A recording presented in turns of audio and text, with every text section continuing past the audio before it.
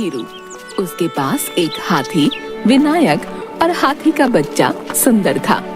उसका काम लोगों को हाथी की सवारी करवाना था।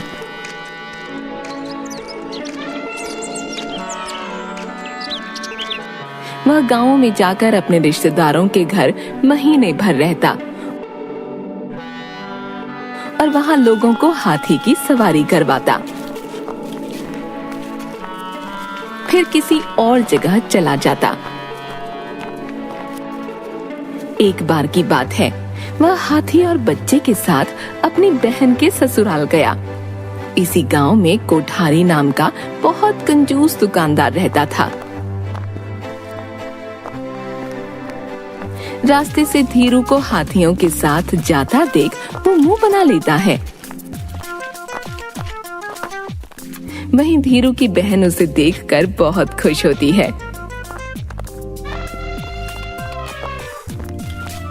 अरे भैया, आप इस बार पूरे 1 साल बाद आए हो।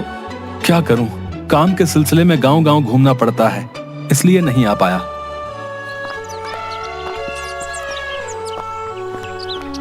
बहन घर के बड़े आंगन की ओर इशारा करती है। विनायक और सुंदर यहाँ रहेंगे। धीरू उन दोनों को आंगन में बैठाता है।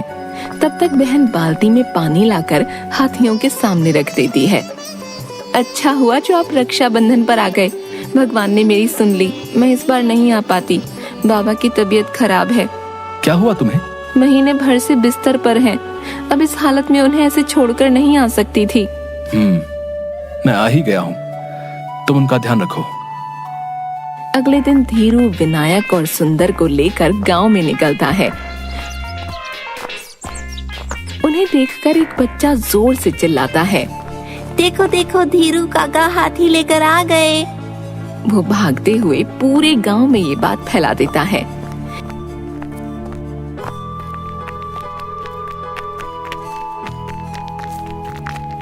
धीरू आते जाते लोगों को बड़े प्यार से विनायक की सवारी करवाकर रुपये लेता जाता। मैं छोटे हाथी पर बैठूंगा। तुम इतने बड़े होकर छोटे पर क्यों बैठोगे? बड़े वाले पर बैठो। वह उसे विनायक की सवारी करा देता है।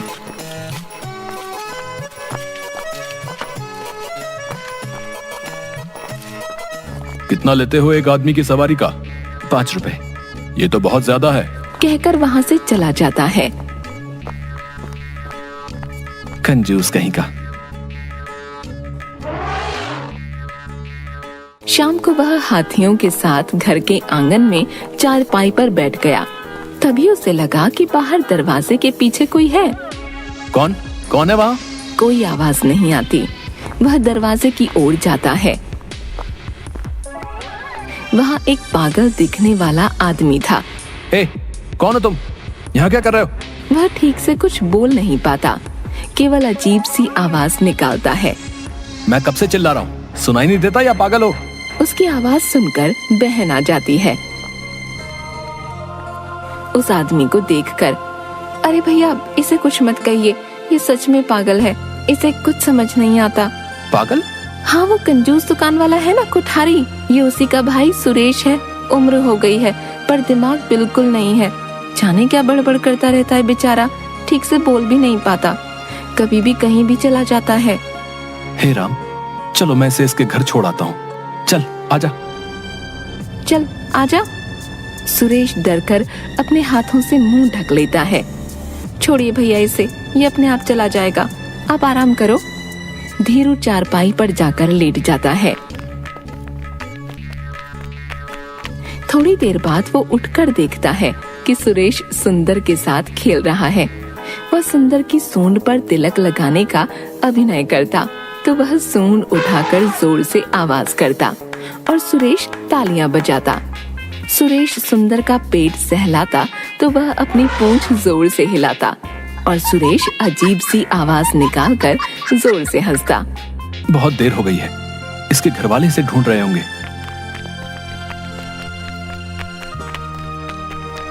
चला घर छोड़ाओ। इस बार वह चलने को तैयार था। सुरेश ने जाते हुए सुंदर को हाथ हिलाकर कहा, टाटा टाटा। सुंदर ने सूंड ऊपर करके उसका जवाब दिया। कोठारी के घर में पत्नी उसके कपड़े तह लगाकर रखती है। अरे कंजूस आदमी, अब तो कपड़े खरीद लो, देखो कुर्ते में फिर छेद हो गया। इतना सा तो है, सिल दो। इसके लिए नया कुर्ता क्या लेना? मैं नहीं सिलूंगी, अभी परसों ही तो सिला था, ये काम भी खुद ही कर लो। अरे नया कुर्ता लूंगा तो ये छेद क्या सोचेगा कि मैं इससे डर गया? तुम्हारी ये बेसिर पैर की बातें मुझे समझ में नहीं आती। और हाँ सुन लो, कल दलिये में चींटियां हो गईं तो मैंने फेंक दिया, दूसरा ले आना। क्या तुमने उसे फेंक दिया? तो क्या करती? तुम भी ना घर बर्बाद करने पर तुली हो। क्या कहा? मैं घर बर्बाद कर रही हूँ?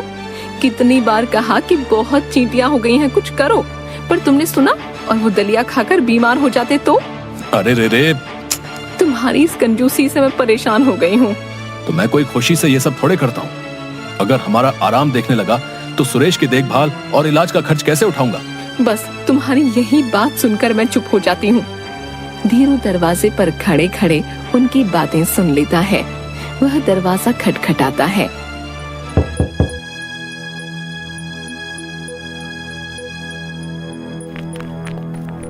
कोठारी बाहर आता है तो देखता है कि धीरू सुरेश को लेकर आया है। अरे महावत, तुम आओ आओ, ये तुम्हें कहाँ मिल गया? माफ करना, मेरा भाई कहीं भी निकल जाता है। अब कोई बात नहीं, ये लो इसकी सवारी के, मैं इससे ज्यादा नहीं देने वाला। नहीं रहने दो, इस बेचारे ने तो हाथी की सवारी की ही नहीं, ये तो बस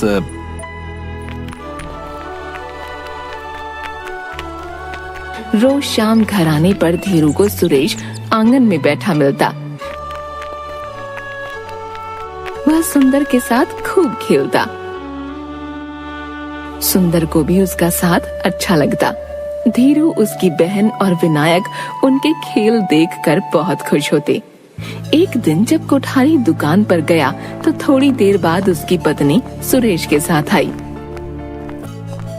तुम इसे लेकर यहाँ क्यों आई हो? अभी खबर आई है, मेरी माँ बहुत बीमार है और मुझे याद कर रही है, मैं वहाँ जा रही हूँ। पर सुरेश? हाँ वही तो, हाथी का बच्चा भी शाम को आएगा, वरना उसी के पास छोड़ आती, ये कहीं निकल न जाए। आप आज इसे दुकान पर ही बैठा लो, मैं रात तक आने की कोशिश करूंगी। पर सुनो तो। परवर कुछ नहीं, मैं जाती हूँ। उसके जाने के थोड़ी देर बाद बाजार में 3 गुंडे हाथों में डंडे लिए आए।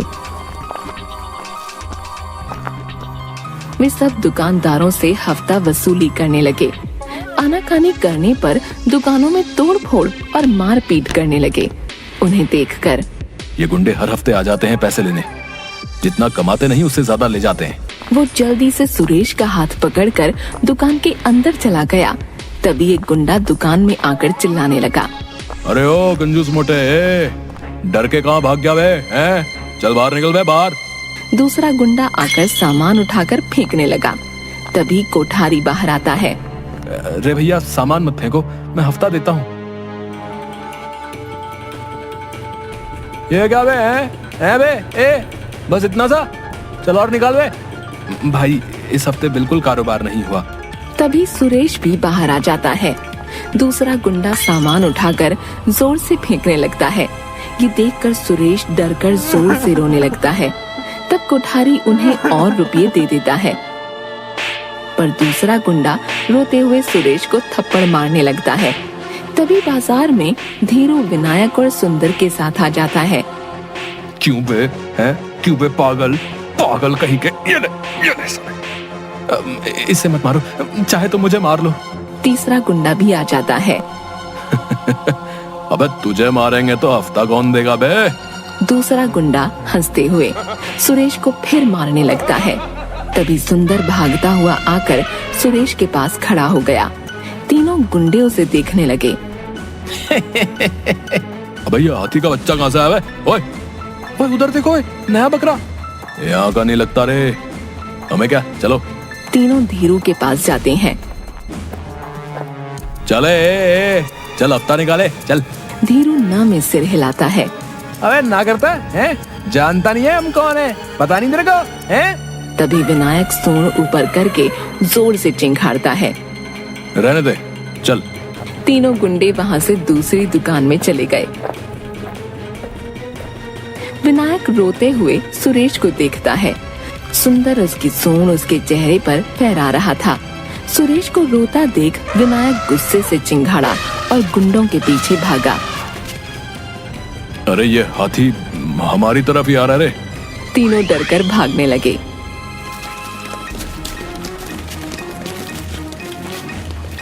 विनायक ने एक गुंडे को पैर से मारा, दूसरे को सूंड में पकड़कर ऊपर उछाल दिया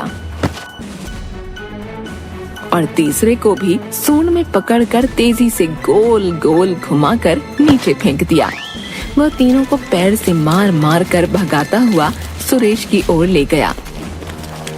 पहले गुंडे ने सुरेश के पैर पकड़ लिए, उसे देखकर बाकी दोनों ने भी। तब विनायक रुक गया। हमें माफ कर दो हमें। हम कभी किसी को नहीं मारेंगे भाई, किसी को नहीं मारेंगे भाई। यहाँ कभी नहीं आएंगे भाई, यहाँ कभी नहीं आएंगे। फिर तीनों वहाँ से भागकर जाने लगे तो विनायक ने उनका पीछा किया। महावत रोको उसे, कहीं उन्हें मार ही न डाले। चिंता मत करो, ये जानवर हमसे कहीं ज्यादा समझदार है। जो बात हम नहीं समझ सकते ये समझ जाते हैं। विनायक उन गुंडों को गांव से बाहर भगाकर ही रुकता है। जब वह वापस बाजार में आया तो सबने रोते हुए तालियां बजाकर उसका स्वागत किया।